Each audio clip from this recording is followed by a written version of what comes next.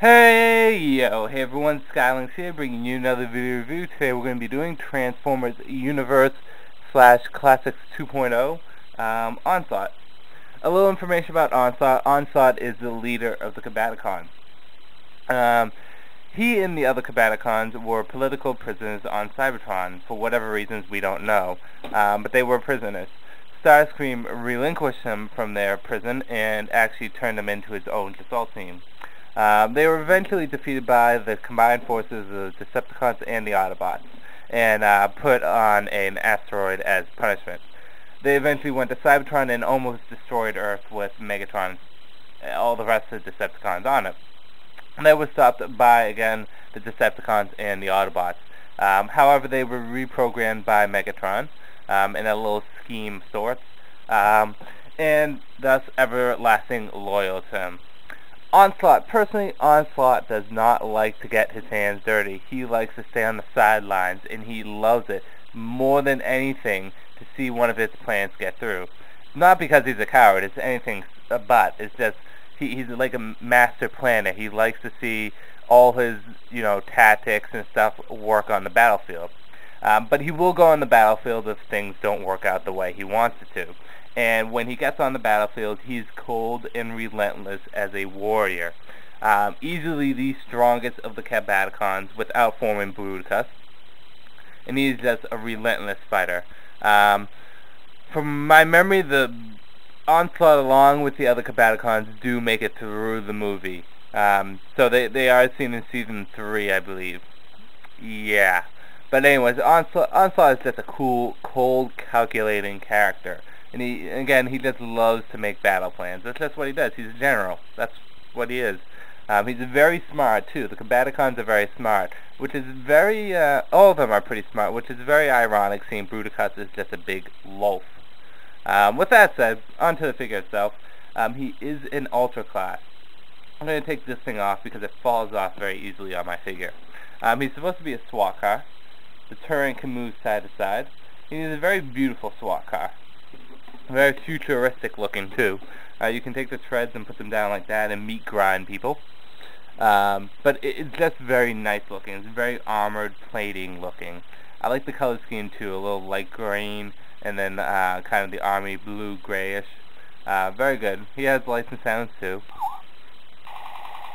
They're okay. He doesn't have a transformation sound. At least I didn't hear it. You can also move the tire here, and he makes like a tread noise. I really don't care for it, but whatever.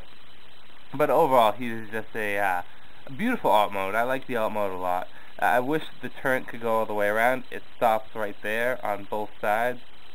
In addition to that, these things pop out very easily. But with that said, he's just pretty good looking. He says Monzo 12782 there and SWAT across the side, and the same on the other side. He's pretty solid too. Transforming him back, just make sure that you get these panels in here and make sure they lock in here, because that's just something I had trouble with. With that said, might as well transform him. First thing I like to do is I like to loosen up this section here. Just loosen up the side and get this out of the way. Loosen up the side here and get this out of the way. Might as well fold these panels in. We're going to eventually have to do them. Okay, take this whole section and bring it down. There we go. And take this and flip it in. Open these up and put that in there and lock it back in. Again, take the wheel and put it in there and lock it back in. Boom. Whoa, there we go. And close this section up, and obviously this becomes his feet. Very quick transformation. I like to take these knee pad things and stick them out. I'm not sure if you're supposed to do that, but I like doing that. Next is separate this section up here. Let me just get it undone. There we go. Separate this section up here and bring it across and bring this whole section down. See if it'll go. There we go. And lock that into place. And straighten everything out. Bring the hands out. And just adjust the shoulder pads so that they're sticking up. And that is him fully transformed. Now, he does have a few gimmicks. One is you can press the button here and his gun flips out. See if you can see that. That's pretty nice. And the second thing is you flip this section up here and you can stick the SWAT shield on. But it doesn't always like to stay on, so it's kind of nice there. So yeah, that's him fully transformed. Might as well do the up-close look right now. Actually, first, articulation. As with all alter classes, he has good articulation. His arm can be limited because of the shoulder. Legs have good articulation. Head spins all the way around, blah blah blah, you know, the usual. So yes, anyways, by now it's a staple for all Transformers to have that good articulation.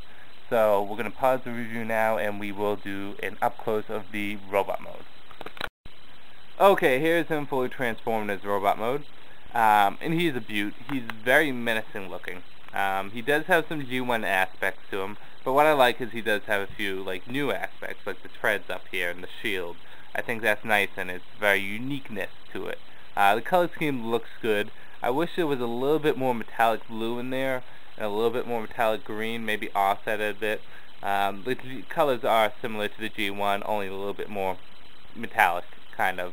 The shield looks nice. It's a shame they can't hold the shield like this, but that's okay.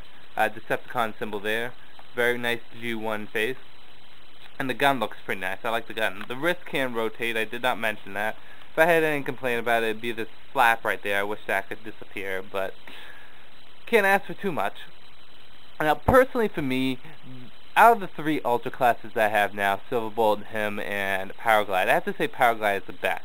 And then this guy comes second. I definitely think he's better than Silverbolt, but he's not quite as good as Powerglide. He's still a good-looking figure. I like how he has a few new aspects in it while keeping a little G1 flavor in there. But he's overall a good figure. He has a very menacing look. Very menacing. And, yeah, that's about all said. I mean, do I suggest picking him up? Yeah, I go for Powerglide first, but I definitely suggest picking this guy up. He's just badass looking. Just badass. And he's very bulky, too. I have to say I like his alt mode a lot. That's another reason why you should get him, is because his alt mode is pretty good. If we turn him around without giving him a concussion, here's the back. Yeah, this is what you would expect. Shame these gun turrets can't fold down and go on his shoulders, but I'm not going to complain too much. Okay, stay. Don't fall. Don't fall. But he basically just looks like he's going to fuck someone up. You know, tear someone a new one. That's basically how he looks, and he should. He's a Decepticon. He's a badass Decepticon. So, my final verdict, pick him up. Definitely pick him up. He's a good figure. I have very little complaint about him. I did expect something different because I saw the previews for him, and I was like, oh, this is going to be badass. And he is a little different than what I expected, but he's still good. So I definitely suggest picking him up. Okay, with that said, this is Skylinks. I'm going to say peace out for now.